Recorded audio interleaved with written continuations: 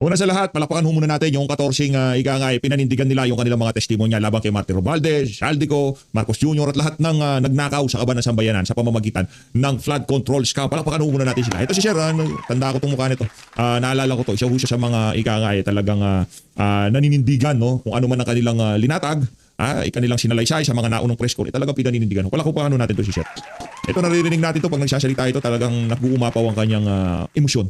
Nag-uumapaw ang kanyang emosyon pagka sinasalaysay niya kung anong kabalbalan ang ginawa nitong mga individual na to sa kaban ng sambayan ng Pilipino. Pero bago yan, pagkatapos pala niyan, sesegue ho tayo dito kay Attorney Baligod na kung saan meron ho siya mensahe para doon sa 4 na bumaliktad. Yung paldo. Congratulations, jackpot. Balitaan natin yung kaso doon na isinampa ni Trillanes kasi sinampahan niyang 18 na yan. Tapos yun dito sa mga 4 na umatras, binawi na daw yung kaso. Wala na, ano na sila. May pera na sila, wala pa silang kaso, palakpakan. Ayos. Paldo yung 4 na maring, paldo. Kasi sa kampo ni Attorney Baligod, wala akong talagang pera dyan. Real talk lang ha. Walang pera. Diyan sa kampo nitong si Attorney Levy Baligod. Walang pera dyan. Yung kaisa-isang taong tumutulong sa kanila na kahit pa paano kung meron silang problema, meron silang makatuwang. Yan si Congressman Mike Defensor, kinulong pa nila. Diba, paano pambihira no? Pero congratulations para doon sa 4 na Marines ha. Kung hindi nyo na kinaya yung pressure, ngayon, paldo kayo, tapos wala pa kayong kaso. Palakpakan. At para doon naman sa 14 Marines, ito alam ko, wala ako sa sitwasyon nyo. Naiintindihan ko yung pressure, yung gabi-gabing iniisip nyo bago matulog kung anong mangyayari bukas. Diba? Tatambangan ba ako? Diba? Gigpitin pa pamilya ko, yung mga anak ko. Kasi mga adik yung mga nasa administrasyon na to. Para sa mga 14 na tira, ito lang ho ang may papayo ko sa inyo. Ha? Ang politika sa Pilipinas sumiikot. Okay? Pagka umikot na naman ang bola, kung sakaling bumaliktad kayo at umuwi dito si Saldico, mayayari kayo kasi amo nyo yun. Diba? Nandun yung lahat ng sinasabi nyo, siya nagutos. Pagka sinabi nga, hindi totoo yan, inutusan kita. Ako nagutos sa'yo, ito conversation natin. Yari ka. Diba? Nagsalita ka ng katotohanan, binawi mo, kinontra mo yung testimonya ng 14, ano mangyayari sa'yo pagkatapos ng administrasyon. Higit sa lahat, may pananagutan kayo, iga nga sa Diyos na lumikha. Kasi kung ilinalatag nyo katotohanan, tapos nagsalita kayo ng kasinungalingan para lamang sa kakarampot na pera o doon sa pabor na hindi itutuloy yung kaso sa inyo, ano ho yan, napakalaking kasalanan ho yan mga kababayan. Mali ho yan. Siya like at subscribe. Masaya na ho tayo dyan at sa mga gusto sumali sa ating community join button, nandiyan lang ho sa baba. Rekta na ho tayo dito sa isa sa mga magigiting na ported marine game. Pakiramdam nyo na nag-recant yung mga kasama nyo at ang sabi, may mga ilan na rin daw kasamahan na nag-iisip na rin na sumama sa kanila. Ay hindi po totoo po yung iba na magre-recount. Sila, decision nila yun, pero kami, buong loob namin para panindigan namin yung totoo yung sinasabi namin. Oo. Masasabi ko lang sa kasama ko, sana, naisipan nyo mabuti yung sinasabi nyo. Oo. Ang masasabi ko, bulan na retired ka na Marines, pero anong ginawa mo? Oo. Nagpadala ka sa pira. Sana, naisipan mo mabuti yung kasama mo. Na nahikayat mo silang 3, na kayo ang nag-usap-usap na bumaliktad kayo. Yun lang man. Grabe, masakit yun Masakit yun. Masakit ho nun mga kababayan, nag-uusap-usap kayo na, di ba, ito gagawin natin to para sa bayan. Ngayon, hindi ka na nakontento dahil nasilaw ka na sa pera, ngayon ang hikayat ka pa ng 3. Pambihira sa bagay. Sa mga di ba, sa disipulos nga ng Panginoong Jesucristo, meron ding isang disipulo ang na nasilaw sa pera, di ba? Kaya tayo higit sa lahat, wag ho natin sandigan ng mga material na bagay dito sa lupa, no? Wag ho tayo magpasilaw sa pera kasi ano lang ho lahat yan, temporary lang ho lahat yan, di ba? Ang importante ho diyan nandun tayo sa tama katotohanan. Kasi pagka nasa katotohanan tayo, hindi ho tayo maliligaw. Ngayon itong 4 na to, kahit anong gawing pihit nila, kahit anong enjoyment ang gawin nila doon sa perang natanggap nila, hindi ho sila matutulog na mahimbing tuwing gabi. Yun ang nakakalungkot to. Yun ang kinakalungkot natin para dito sa 4 na nag-recant na to. Yung sinasabi yan, to whom is this addressed? Sino to sa 4 na yon? Ang sinasabi Sila niyo? 4. Silang 4? Yes po. Oo. So hindi totoo na meron gusto pang Hindi sumunod? po. Sila lang po yung nag-decision na... Yung sinasabi niya na may financial assistance na binigay sa inyo, in-offer sa inyo, hindi totoo yun? Hindi po. Wala po. Pero ngayon, may in-offer sa inyo? Ano yung sinasabi mo? Mayroon pong in-offer sa amin para sa kabila po. Para bumaliktad? Yes po. Magkano? Yun po, 20 to 25 million po. Ouch! O so yung 4, magkano yun? 22 to 25 billion. Let's say 25 na lang. 4 yun. 200 million. Paldo! Pero ang tanong, matutulog ba kayo na mahimbing tuwing gabi? Okay na ako sa Okay na ako sa 50,000. Okay na ako sa 20,000. Okay na ako sa 10,000 na laman ng bangko ko. Importante lang pagka bago ako makatulog, makakapagpasalamat ako sa Panginoon dahil wala akong ginawang masama sa kapwa ko. Hindi ako kasi pambabayad sa iyo, ninakaw din yan galing din yan sa flood control Di ba? Unang ang inyong krusada nung una talagang yariin ng mga nagnakaw sa kaban ng sambayan ng Pilipino. Anak ng tao ka, bandang huli, yung ninakaw nila, naambunan ka din, palakpakan. Di ba? Sir, kahit 5,000 lang ang laman ng bangko mo. Sigurado ko sa iyo, mas mahimbing ang tulong mo doon sa 4 na yun. Palakpakan natin to si Sir. Yun ang importante, Sir. tandaan mo, laging panalo yung mahimbing matulog pag tuwing gabi. Kahit ano pa yan. Pagka ikaw, mahimbing ang tulog mo, panalo ka na. Automatic na pagka natulog ka na mahimbing, panalo ka na agad. Yun lang sir ha. Huwag ho kayong magpasilaw sa 22 to 25 million pesos. Dahil yan, hanggang saan ba aabot yan? Di ba? Hanggang saan ba aabot yan? Bagong sasakyan, bagong bahay, nakanto ka. Wala ho yan. Wala. Yung ano mo, yung nakasalang-alang dyan, yung prinsipyo at paninindigan. Di ba? Pagka yun na nakabalandra, malaki ho problema natin dyan. Kaya para dito kay sir, palakpakan natin.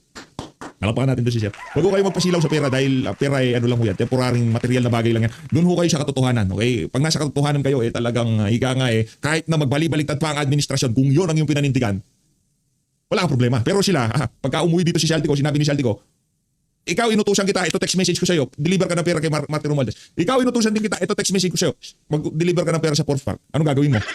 Rinikat mo yung ano mo, pinapasinungalingan mo yung una mo sinabi. Anong lilitaw dyan? Na talagang nagsisinungaling ka. Ano sabi ni Torre? Torre naman. Pambira, ba't bigla pumasok sa usapan si Torre? Anong sabi ng mga nag-recruit sa inyo? Para doon sa 4, hindi magkakaroon ng eleksyon? Hindi magpipresidente si Sara Duterte? Mga adik nga yung mga yun eh. So lahat ng senaryo na pabor sa kanilang naratibo, yun ang sasabihin nila. Pero yung katotohanan, nasa ayaw sa gusto nila, one way or the other, si Sara Duterte o hindi si Sara Duterte, mananagot yung mga nagnakaw na yan ng kaban-kaban, sa kaban, ng trilyon-trilyon sa kaban na sambayan ng Pilipino. Hindi ho natutulog ang Diyos. Nakikita niya ho lahat ng nangyayari na yan. Hindi natutulog ang Diyos. Kung inaakala nila na malulusutan nila yung ginawa nilang kabalbalan na pagnanakaw ng trilyon na sa kaban na sambayan ng abay, mag-isip-isip sila. Ito si anong pangalan to? Shaldico. Dahil dito ka na PH. Si Atty. Maligod! Magpapakala si Atty. Maligod. Oh. Yo! Kung mangyayari o hindi. What's the reaction naman po of the 14? So far ay galit sila. Nandito yung isa kung gusto niyong tanungin. Nasaan attorney? Oo. Kasi meron siyang inihabol na requirements niya. Pero pagkakuha na lang, pagka mag-press con. Pero dadating po yung 14 today, di ba sir, kailangan personal appearance? Kasi kailangan nilang pumirma sa undertaking. Attorney, ikaw anong mensahe mo naman doon sa 4 na nag-recount? Well, nasabi ko na sa kanila yung advice ko mula nung nagpapaalam sila na pagbibigyan nila yung kabila, no? At So nagpaalam pa pala sila. Nagpaalam pa pala sila kay Atty. Baligud. naintindihan ko yung sitwasyon nila.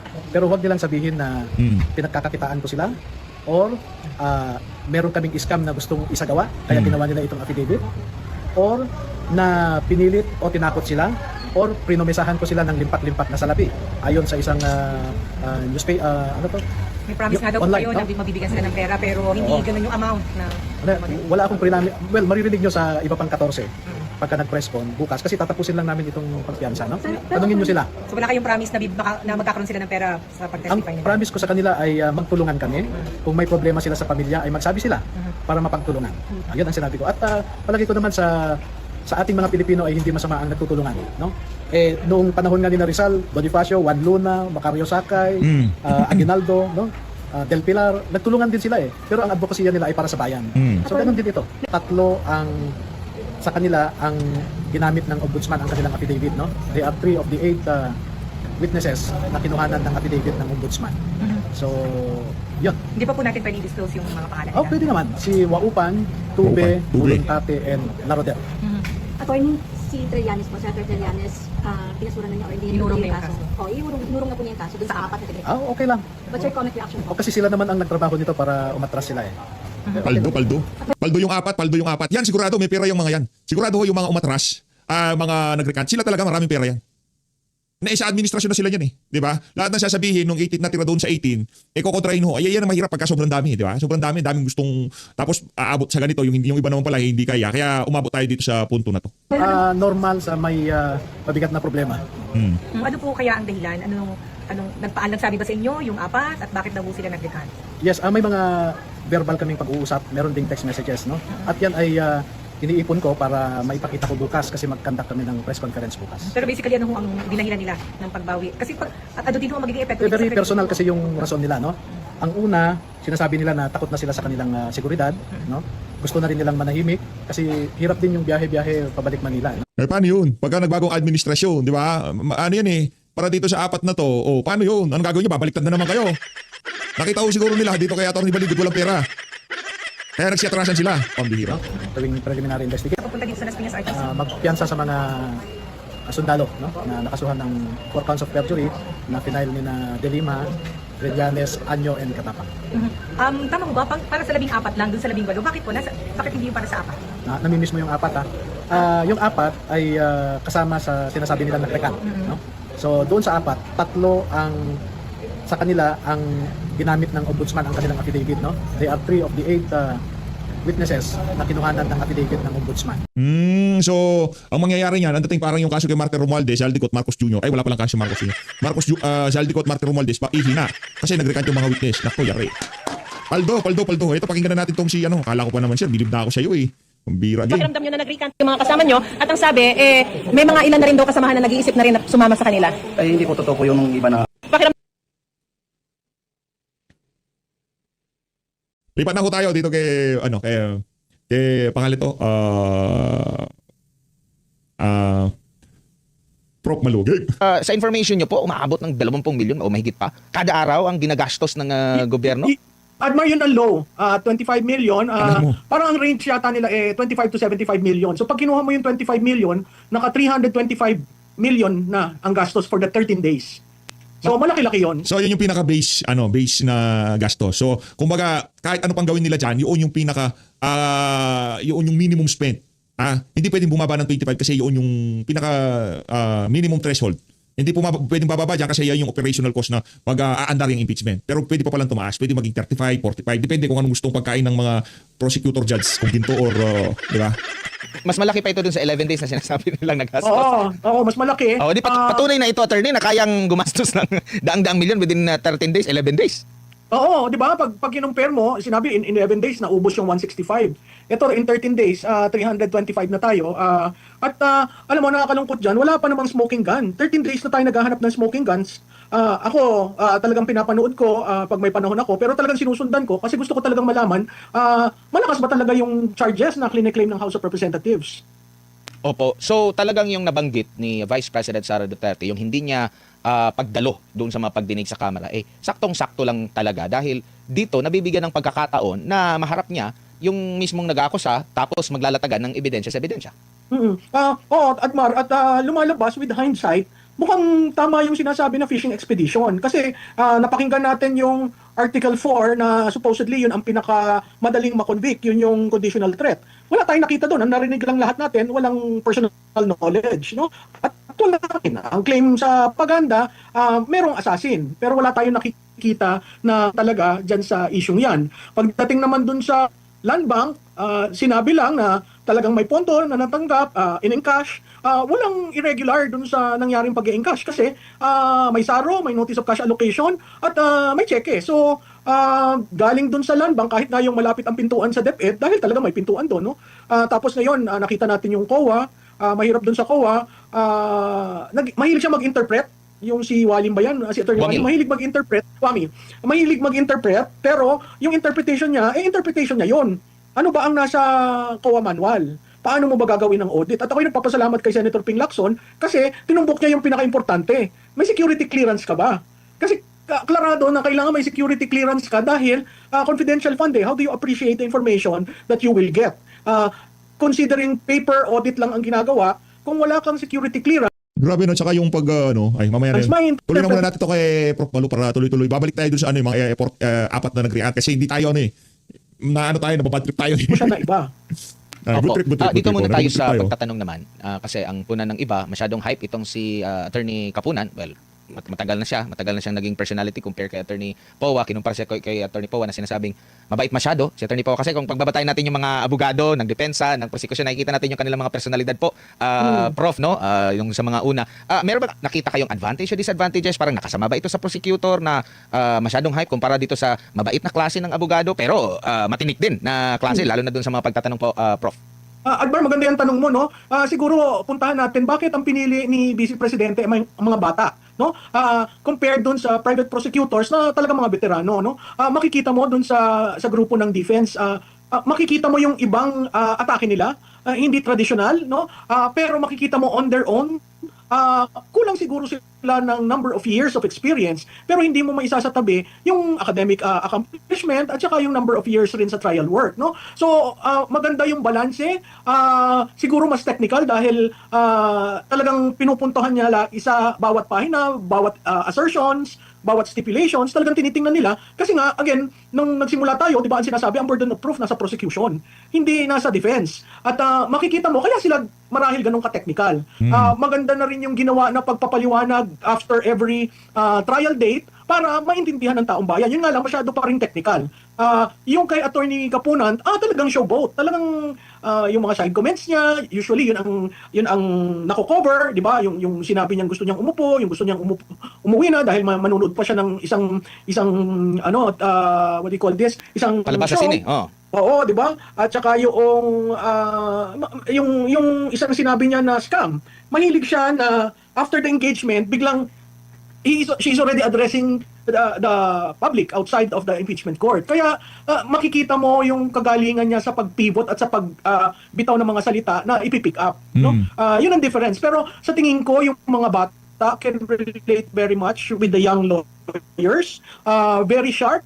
Nakita natin ngayon, kung umpisa, nandun si Attorney Sison, si Attorney Powa, si Attorney Binluan, si Attorney Narbasa. Ngayon may bago. Yung si Attorney Ferrer ba yan? Christine Ferrer. Babae na tax lawyer, practitioner. So makikita natin may iba't ibang strategiya at iba't ibang style ang ginagamit ng bawat lawyers. Pero ano ang pinakamatindi dyan? Hindi natin nakikita ang public prosecutors na nagsasalita. 'Di ba? Bakit parating private prosecutors ang inyong inaalaw? 'Di ba? Yun yung sa akin kasi wala namang civil case yaan. Hindi naman impeachment yan. So, bakit sumasali at binibigyan ng malaking spotlight ang private prosecutors? Dahil hindi ba kaya ng public prosecutors to engage? Kasi produkto yan ng kanilang 2 beses ng impeachment, di ba? So, I was expecting yung public prosecutors will show the way and will just be guided by the private prosecutors. Pero dun sa 2 charges, nakita natin parehong private prosecutors yung nagli-lead. Opo. Siguro strategy ba na nakikita nyo po sa panig ng prosekusyon na gamitin nila itong mga kilala o di kay matagal na naging personalidad sa kanilang larangan, mga laging nakikita sa balita, lalo na yung mga kritiko na kay Vice President Sara Duterte para ma-intimidate ba ang kalaban at may nakita ba kayong katiting na na-intimidate yung depensa dito, Prof? Alam mo, sa tingin ko may certain degree of intimidation kasi mga bata nga, di ba? Nenervyos yan, hindi sanay. Pero in fairness, the young lawyers of the Vice President are putting up such a good defense. Kasi they do not allow any inch na hindi kino-contest yung sinasabi ng prosecution. Whereas ang mga congressman, they are just there watching, etc. But it's actually the private prosecutors leading the way. Dito naman tayo sa performance ng mga presiding ng mga senator judges po, Prof. Ano naman yung mga tumayo lang hindi ko lang alam kung bakit hindi tumatay yung iba. Makikita natin ano yung mga punto, yung sinasabi nila. Sa kita parang yung mga bash ng mga hindi nakakagets doon sa punto ni Senator Padilla. Nag-expect ka ba na ganun na kung buga tutusin tama pala yun. Meron pang mga malimit na nagtatanong doon, si Senator Villanueva, sina Soto, Pangilinan, Hontiveros, Lacson, pati ang presiding officer at ang Senate President. Ano ang mga assessment mo sa kanila, ma'am, kung meron man? Prof? Clarado, Sige po. Clarado na may linyahan na. Hello? Go ahead po, Prof. Medyo na ano lang natin. Clarado, narinig niyo ako? Go ahead po, malinaw na po. Clarado na may linyahan na. Kung titingnan mo yung pagtatanong ni Senator Hontiveros, Senator Kiko Pangilinan, Senator Bam Aquino, clarado yung linyahan versus si Senator Padilla, si Senator Marcos, di ba? To a certain degree, si Senator Loren Legarda, at kahit yung presiding officer. Doon sa presiding officer, katulad ng sinabi ko sa inyo, mahalaga ang lawyer kasi makikita mo yung jurisprudence sa ruling niya. Lumabas yan dito kay, ano ang pangalan ng COA? Wamil? Opo, Attorney Wamil. Roderick Wamil. Ano? Oo, ayun si Attorney Wamil, 'di ba siya yung huling nagtanong? At site ng Article 81 ba noong joint memo na sinasabi doon na yung paano mo ititreat ang notice of disallowance at saka yung I'm trying to reach sa notes ko, hindi ko matandaan yung sinabi niya na I'm sorry. 8.3 ng Joint Memo Circular tungkol doon sa AOM, tungkol sa notice of suspension, notice of disallowance. Makikita mo sunod na tinanong ni presiding officer at talagang interpretation lang niya. In fact sinayad pa yung natatandaan niyo yung jurisprudence ng 1 versus 1, no? So clarado na on the ball naman si presiding officer. Yun nga lang, sometimes may tendency siya to be lenient, not to make a ruling na out of order, siguro mas ine-extend niya yung respect doon sa mga katulad ni Attorney Kapunan, no? Doon sa pagtatanong naman, makikita mo si Senator Marcos pointed ang tanong niya. Si Senator, hindi ko maintindihan bakit gano'n na lamang ang asar ng iba kay Senator Padilla when in fact in 2 instances talagang spot on. Yun yung tinanong niya na meron ka bang nakitang anomalya?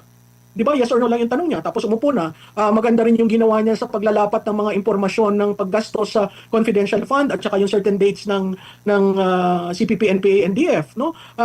So makikita mo iba ang takbo ng isip ng isang Robin Padilla, ng isang Amy Marcos, and for that matter, yung si Pangilinan, Hontiveros, and Aquino. So, yung iba hindi pa natin nakikita kung saan sila pumapanig, pero nagulat ako dun sa tinanong ni Senator J.V. Estrada na point blank rin tinanong niya, meron ka bang nakita na kahit isang kusing na kumita ang Vice Presidente? So pointed, despite all the interpretation by Attorney Wamil, yun lang naman ang tatanungin mo, kumita ba siya? Nang bulsa ba siya? Nawala ba ang pera? Ang lumalabas dun sa testimony, kulang ng mga dokumento, kaya nagkakaroon sila ng notice of suspension, notice of disallowance, pero hindi naman final yon. Kaya nga mali yung sinabi ni Attorney Wamil na may prima facie evidence. Still, it is not a final thing because the final will be coming from the Supreme Court once the Vice President elevates the ruling of COA.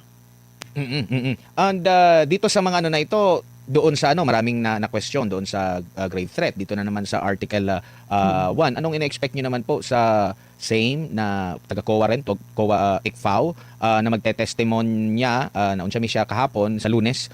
Possible po, Prof, magiging same pa rin ba yung mangyayari dyan? May bigat pa ba? Consider na ito yung nangyari?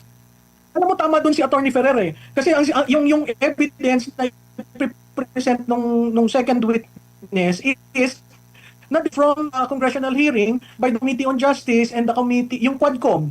Kasi pati transcript di ba? So, paano magkokomentaryo ang isang tao na hindi second witness is I think resource person ng committee, di ba? So, ano yung ang kaya lang niyang pag-usapan ay yung from the time na nawala si Attorney Wamil dahil nailipat na to the present time na kanyang tinitingnan yung submission ng Office of the Vice President and the DepEd. At maganda rin yung sa DepEd, no? Siguro pupunahin ko yan kasi makikita dun sa DepEd na paggastos talagang ginastos para protektahan ng mga estudyante. Ngayon, kung ang iyong eskwelahan kung saan ang anak mo nag-aaral ay hotbed ng recruitment, whether that is recruitment for the left, recruitment to sell drugs, recruitment for sex trafficking, harassment, terrorism, di ba? Gusto niya maging protektado ang mga eskwelahan. Kasi kung titingnan natin yan, basic and secondary education yung hawak ng DepEd. Hindi ba mahalaga yung paggamit niya ng congressional ng CF, ng confidential fund, para protektahan ng mga estudyante? Dapat ikatuwa ng mga parents yan. At maganda rin yung sinagot na wala silang nakikita na binulsa ng Vice Presidente. So, nasaan yung smoking gun? Second charge na to, wala tayong makitang smoking gun when it comes to both the conditional threat at saka itong confidential fund. Yan ay sa prosecution lamang, no? Hihintayin natin yung defense pag natapos ang prosecution doon sa dalawa pang charges bago mag-offer ng evidence at witness ang defense. So doon natin makikita yung kabuuan. Siguro i-hold muna natin ang ating judgment, pero critical doon, walang smoking gun. Walang smoke. Opo, tsaka ito ngang doon sa sinasabi nilang maling paggamit ng confidential fund, siya na ba talaga yung accountable dito? Direkta na ba siya ang mananagot? Dahil sa pagkakaalam natin, hindi naman siya direkta yung nagpapapirma, nagbibigay mismo ng at yung nakasaad din po doon sa Joint Memorandum Circular is or head of agency or yung kanyang disbursement na personnel. Siguro yung lilinaw kasi pinatawag yung SDO na dalawa siguro sa Lunes at sa Martes, no? So mabubuo natin yung storya doon. Ang gusto ko lang sigurong i-correct at yan ay nakita na ng public yung paggamit ng alias, no? Parati naririnig natin si Mary Grace Piatos. In fact, sinabi ng prosecution, magdadala daw sila, meron daw Mary Grace Piatos, bla bla bla. Wala naman tayong nakita. So again, propaganda 'yon, no?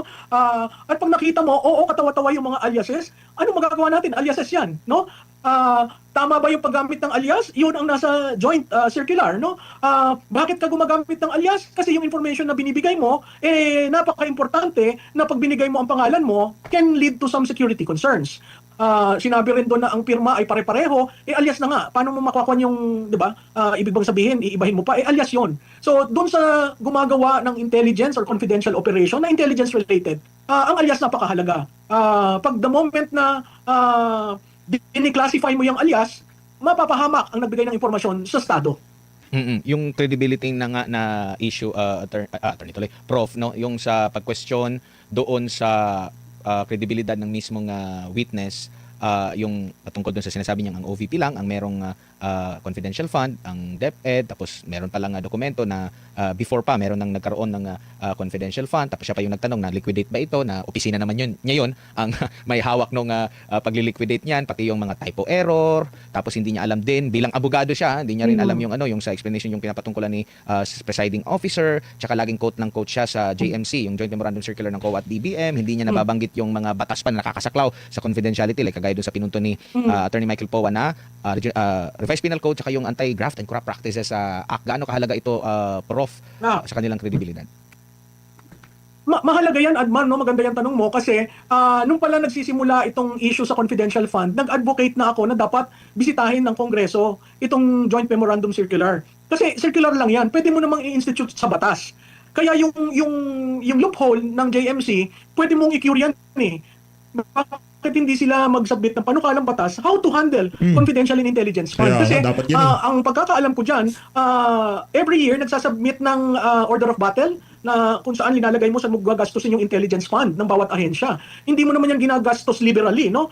Ginagastos mo yan dahil merong dapat tingnan at dapat ayusin ng Estado. Ang isa pang punto na nakita ko dun sa hearing, klaro na ang nagbigay ng Confidential and Intelligence Fund ay ang Office of the President sa OVP. Yun, very clearly in-established. Unlike sa House of Representatives na hindi nila minimension ang Office of the President. No? So may paper trail. May paper trail na in-approve ni DBM, may paper trail na in-approve ng OP at kaya na-release yun. At nakikita natin doon sa report, hindi 11 days, 19 days ginastos. At bakit? Dahil mare-revert sa Treasury. Pangalawang punto, yung confidential fund ng DepEd dahil sa GAA. So may line item doon, nasa DepEd na meron siyang ganon. So hindi ko maintindihan na approve ng Office of the President, approve ng Kongreso, ang dapat tingnan na lang talaga ay yung manner of liquidation. So kung may kakulangan, at dyan sa lahat ng liquidation, wala naman liquidation sa isang upuan, approve lahat at malinis. So kailangan mong ayusin yan. Kung kulang ng acknowledgement receipt, kung kulang ng yung sinasabi nila na kahit magbigay ng pangalan ang Office of the Vice President, kung ang iyong audit ay paper audit, hindi mo ma-interpret yung success ng operation dahil wala kang security clearance, one. Secondly, wala kang security know-how. So, paper trail lang talaga yung magagawa ng audit at post-audit nga yung sa Monday, post-audit ang kanyang ginawa. So, hinahabol mo lang dyan, documentary. So, maganda yung paulit-ulit. Meron bang pondo na kinuha ng Vice Presidente? Consistently, paulit-ulit na tinanong. Wala ang sagot. So, ano doon ang betrayal of public trust? Saan doon impeachable? Opo. Siguro bilang panghuli na lamang po, ma'am, paalala niyo na lang po sa ating mga kababayan dito sa kanilang paghimahe. Kasi halo nga ito, usaping legal, merong usaping political, kitang-kita at malinaw na malinaw naman po yan. At baka meron pa po kayong gustong sabihin na hindi ko po naitanong. Nasaan niyo po yung pagkakataon, Prof? Well, siguro doon sa manonood, na-notice kasi namin bumababa yung engagement. Bumababa. The moment maging very technical ang mga tao umaalis, no? Mabuti yung nangyari nung kahapon, Lunes hanggang Miyerkules, nasa witness stand, no? Medyo kahapon lang talaga naging exciting kasi very technical at very procedural. Sa mga nanonood ho, patuloy po natin panoodin kasi kahit po yung replay, mahahabol naman po nyo yan. May technology na po ngayon para maintindihan nyo. Kasi pondo ng bayan yung ginastos at ang allegation nga ay ang Vice Presidente ay hindi nagpakatotoo sa tiwala na binigay ng tao. Kayo lamang po ang makakapag-judge niyan. Ang senator judges makakapag-judge siguro based on yung pag-aaral nila sa dokumento. Pero kayo, ano bang impact niyan sa taong bayan? Ano bang impact niyan sa pag-aaral, sa katiwasayan sa eskwela, sa itong pagiging leader? Yung pagiging leader kasi, sinasabi na yung character ng isang leader hindi dapat nagte-threat. Titingnan po natin at lahat naman ng Pilipino sa tingin ko at one point in time nag-threaten na tayo. Bakit? Kailangan lagyan ng konteksto. So ito pong sa conditional threat, kailangan po lagyan ng konteksto. Bakit nagalit si Vice Presidente? Tama po bang magalit siya? Tama ba po yung kanyang pananalita? konteksto lamang po ang makakapagbigay ng kaliwanagan sa ating mamamayan kung bakit nagkaganon. So patuloy po sana nating subaybayan ang impeachment.